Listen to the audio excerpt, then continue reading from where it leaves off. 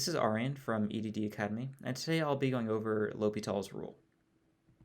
So L'Hopital's rule is basically used to find the limits of indeterminate cases. For example, if the limit as x approaches a of f of x over g of x equals plus or minus infinity over infinity, or 0 over 0, then what you would do is you would take the derivative of both f of x and g of x, and then put the derivative of f of x over g of x, and the limit as x approaches a of that fraction would be equal to the limit of the original f of x over g of x. As always, this is best explained with an example, so let's look at one of those. This is actually a limit you can do algebraically, but I'm going to do it with L'Hopital's first, and then do it algebraically to prove that L'Hopital's works. Alright, so what we're going to do first here is take the derivative of both the top and the bottom, the f of x and the g of x. So this is going to be the limit as x approaches 3 of 2x minus 1 over 1. And this is just 2 times 3 minus 1, or 5. Now we can do it algebraically by factoring the numerator here. So in that case, we would get the limit as x approaches 3 of the quantity x minus 3 times x plus 2 over x minus 3. And the x minus 3's cancel. So we get, in the end, just the limit as x approaches 3 of x plus 2. And in this case, it's just 3 plus 2, or 5, which shows that the algebraic and calculus-based ways of taking this limit both work.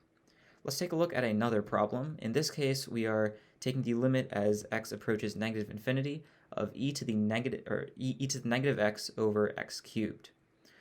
Alright, as always, we will take the derivative of the top and the derivative of the bottom. So this is going to be the limit as x approaches negative infinity of negative e to the negative x over 3x squared, which is still negative infinity over infinity, and that is an indeterminate form, so we're just going to take the derivative again, see what happens, in which case we'll get the limit as x approaches negative infinity of e to the negative x over 6x, which is infinity over infinity, once more an indeterminate form.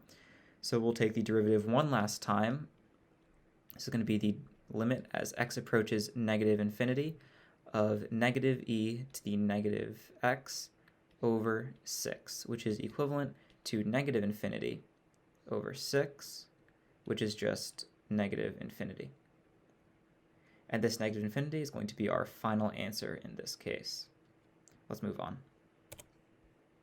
So the limit as x approaches 0 of sine cubed of x over x tan x.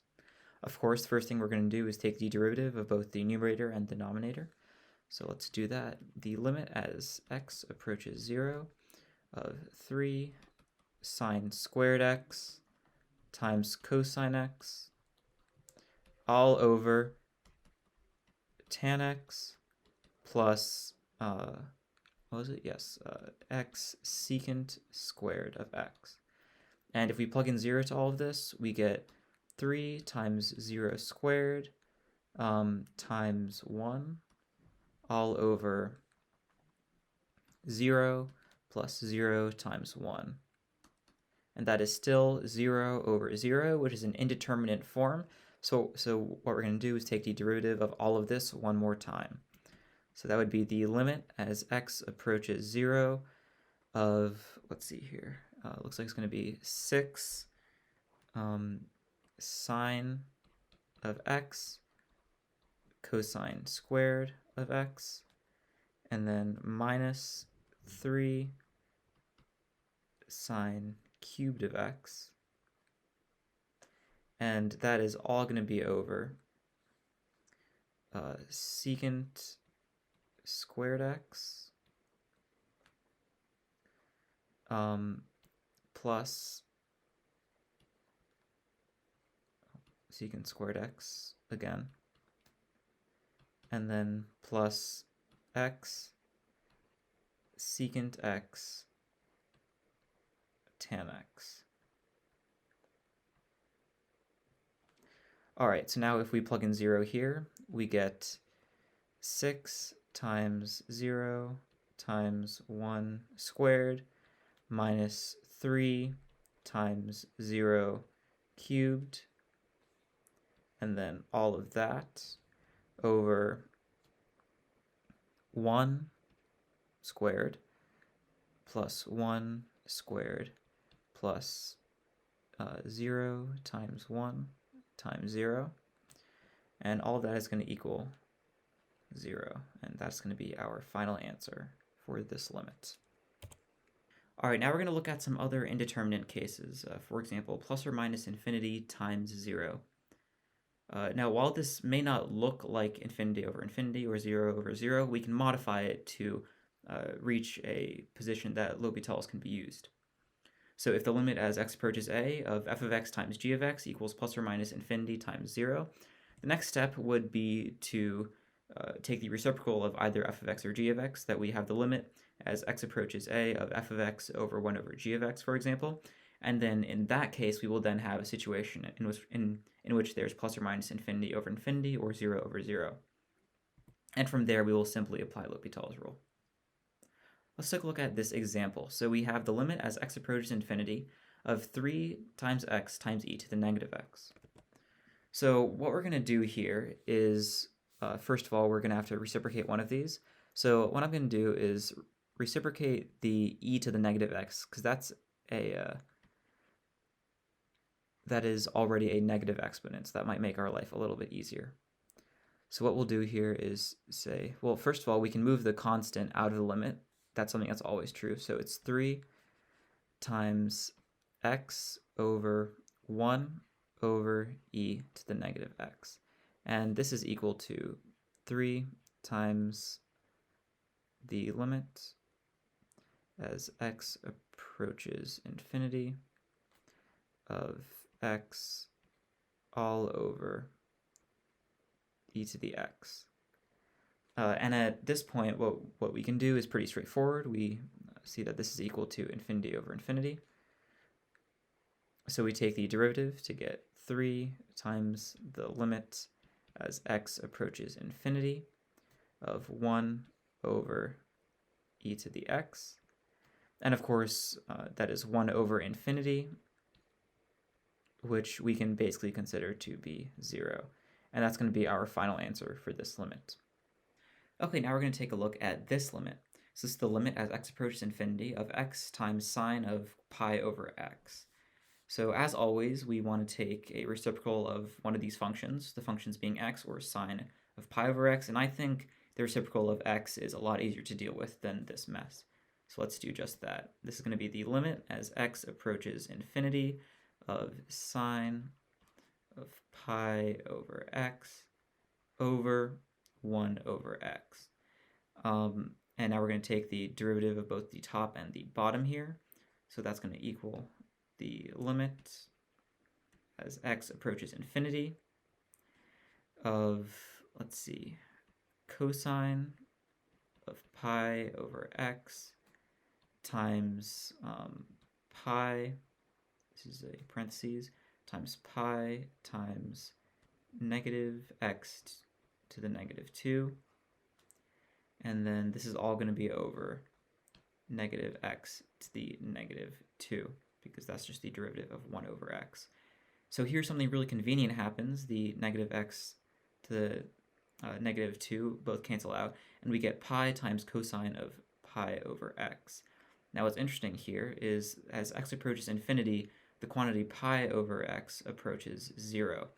And because of that, we can say that cosine as a whole approaches 1.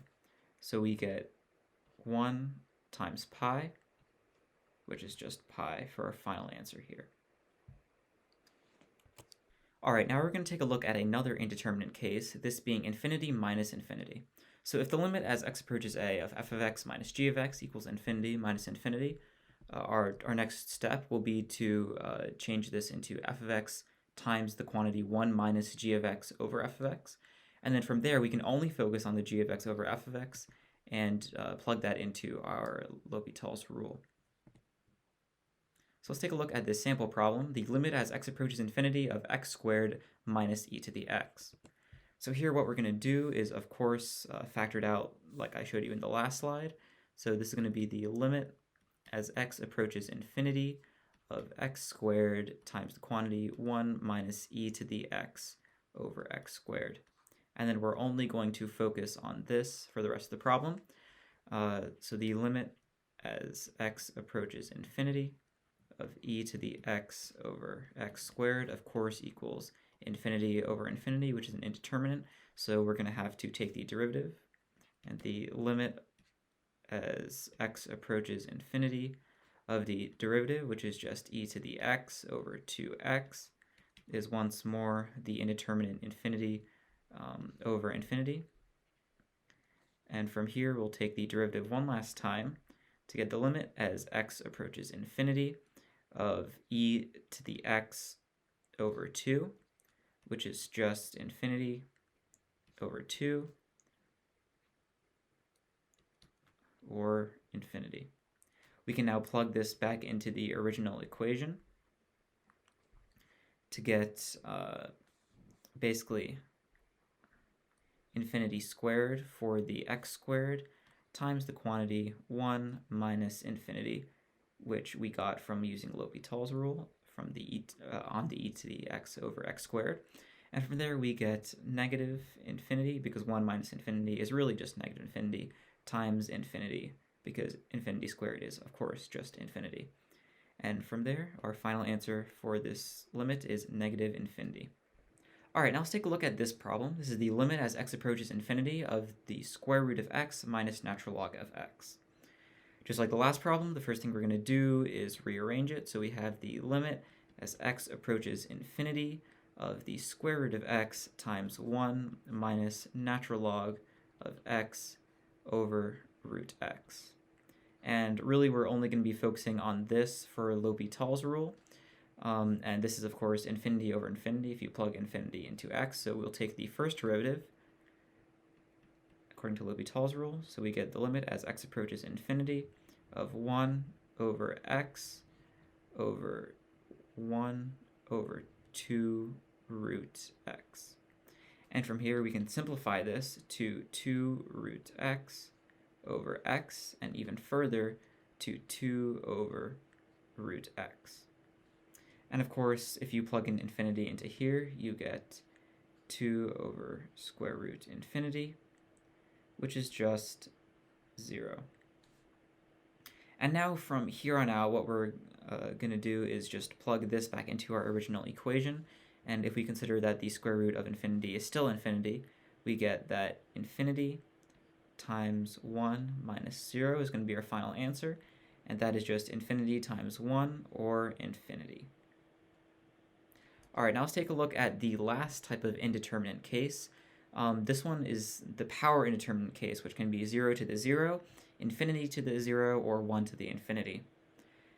And if we have limit as x approaches a of f of x to the g of x, which is any of these cases, what we'll then do is exponentiate it. So we'll get e to the limit of x to the e to the limit as x approaches a of the natural log of f of x to the g of x.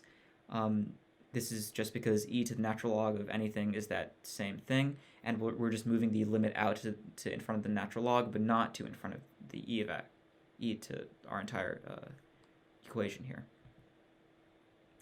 And from here, we can use our log properties to move g of x in front of the natural log, and then we can then take the limit as x approaches a of the natural log of f of x over 1 over g of x. And we will then apply L'Hopital's rule to that. And let's now use this in a practice problem.